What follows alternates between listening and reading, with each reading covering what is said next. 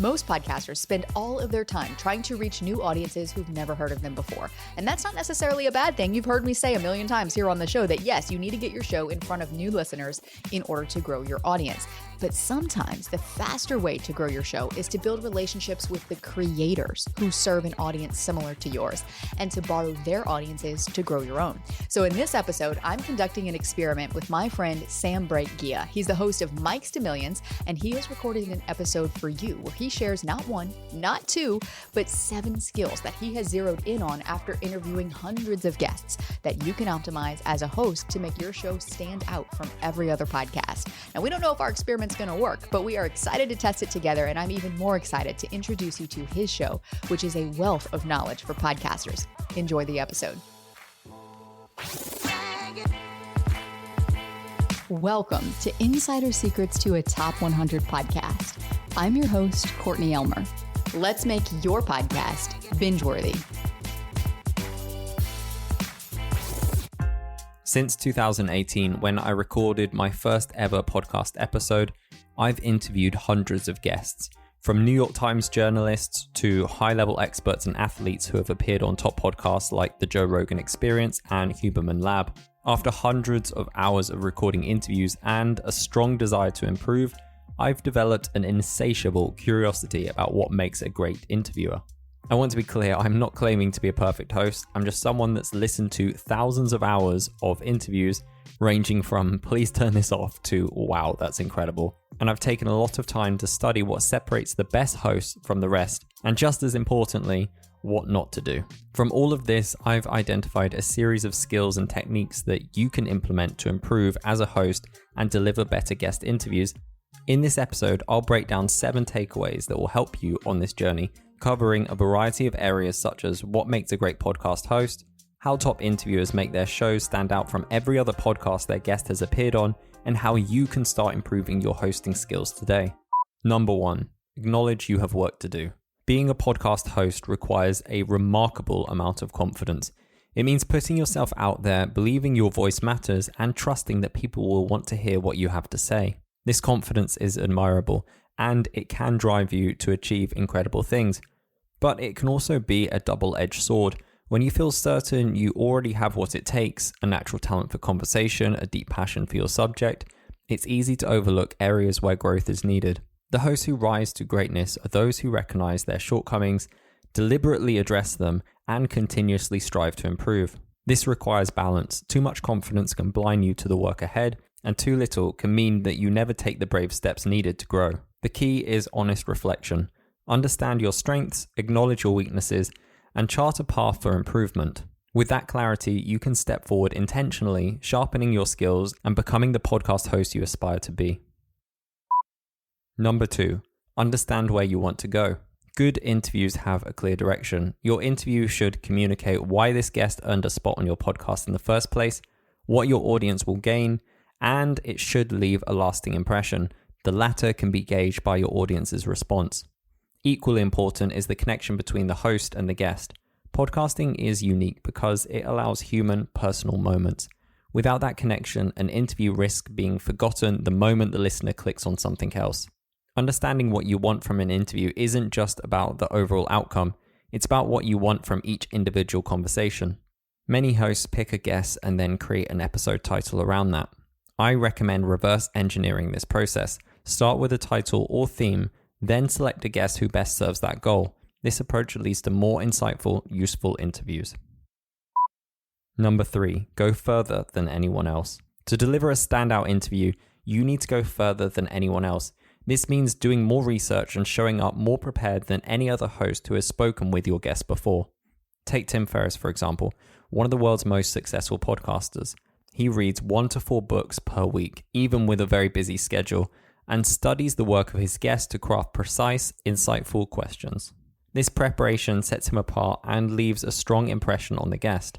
I'll share a video in the show notes where he explains his process for speed reading if you want to improve in that area. I personally like to communicate to the guest right away that I am a professional and that this conversation is important to me. Therefore, for every guest on this podcast, I send an interview rundown document which includes background on the show, audience details, suggestions for the guest, with details on what will serve the audience best with examples from past interviews, a bit of background on myself, and an understanding of how the interview will flow and the questions that they can expect. Many guests have told me that they're really impressed by this level of detail, and it immediately sets the tone for a successful conversation. Number 4, your intro is your first impression. Make it count.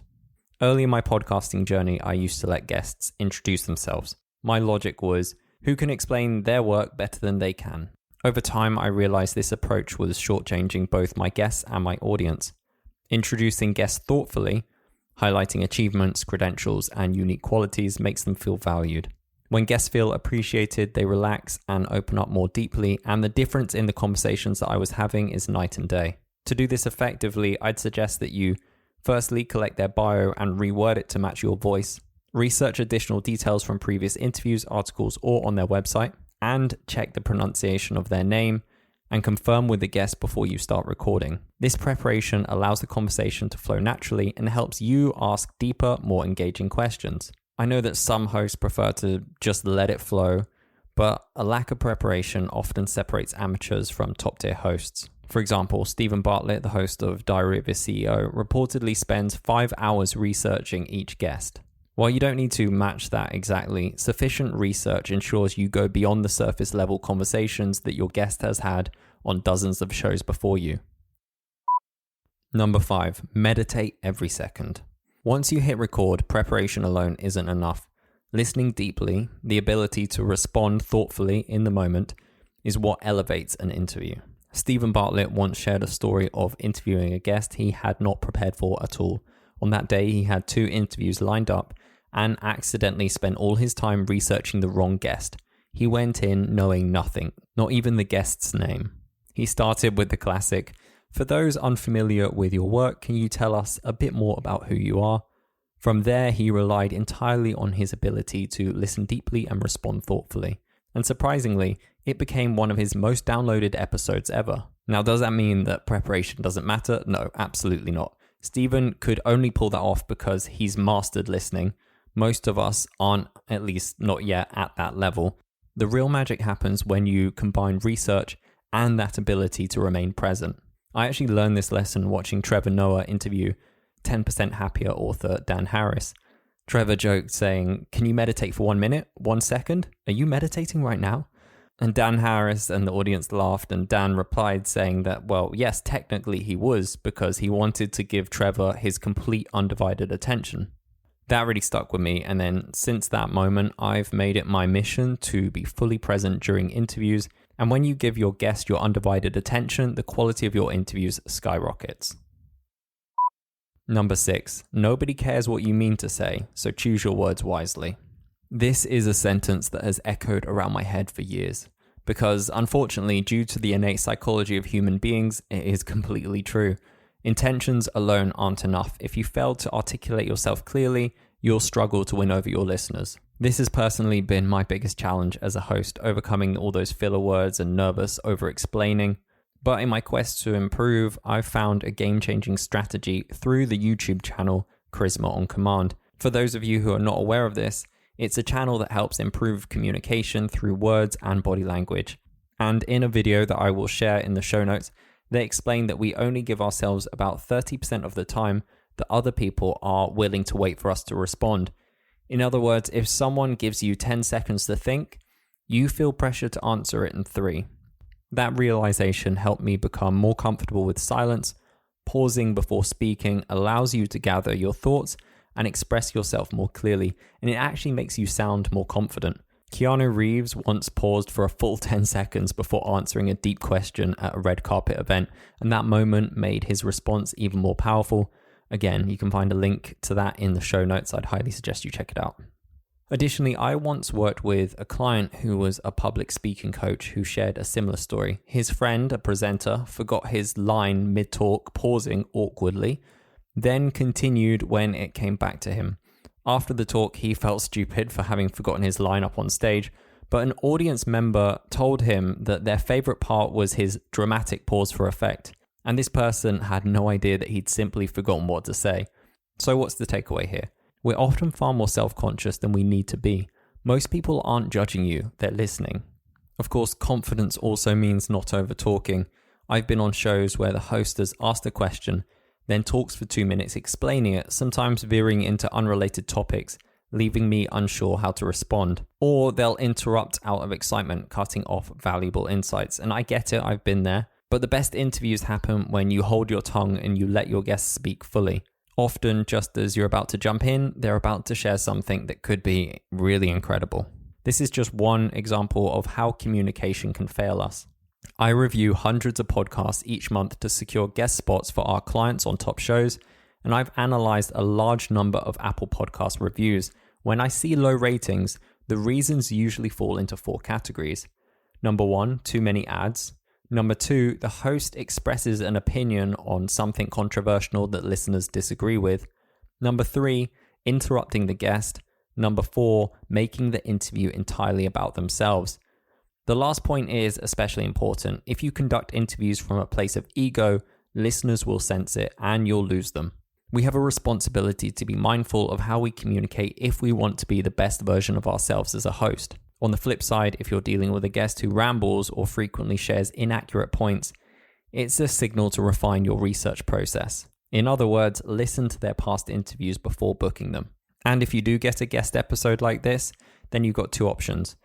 Decide to scrap it entirely and not put the episode out, or strategically use post-production to salvage it. Number 7, play God with post-production. Many podcasts you'll find online are simply recorded Zoom calls. Editing is your superpower to truly stand apart with polished, memorable content.